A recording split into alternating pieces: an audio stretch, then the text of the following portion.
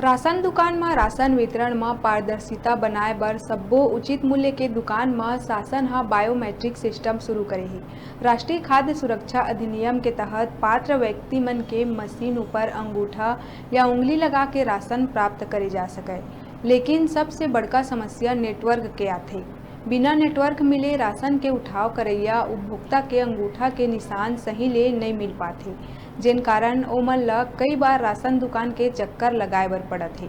Korea जिला में कई ऐसा गांव है जिहाँ नेटवर्क बड़का समस्या बने है या नेटवर्क ही नहीं है।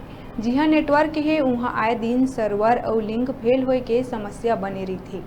उपभोक्ता मन ला भी काफ़ी परेशानी होथे। सरकार के लक्ष्य में अभी भी नेटवर्क बड़का समस्या बन के आगू आहे। कोरिया जिला में कुछ उचित मूल्य के दुकान में बायोमेट्रिक मशीन खराब होए के चलत हितग्राही मन ला कई दिन राशन बर इंतजार करे ला पड़त है।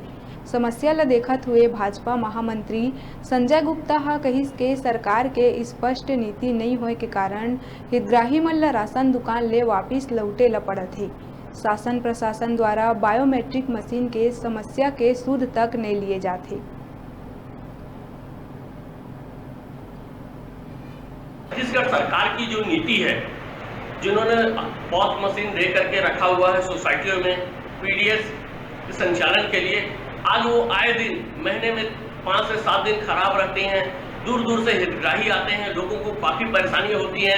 जैसे आज मनेन्द्रगढ़ की समस्त पीडीएस सोसाइटी में ऐसा जानकारी मुझको प्राप्त हुआ कि सभी जगह की मशीनें खराब हैं और दूर दराज से लोग आ रहे हैं, वापस लौट रहे हैं। ये सरकार की अच्छी नीति नहीं है। सरकार को इस पर ध्यान देना चाहिए और एक सुनिश्चित योजना बनानी चाहिए कि गर्मी के समय में लोग राशन लेने के लिए दूर दूर से आ रहे हैं और ऐसी मशीन खराब होने का उनको भी काफ़ी परेशानी हो रही है और राशन उपलब्ध नहीं हो पा रहा है।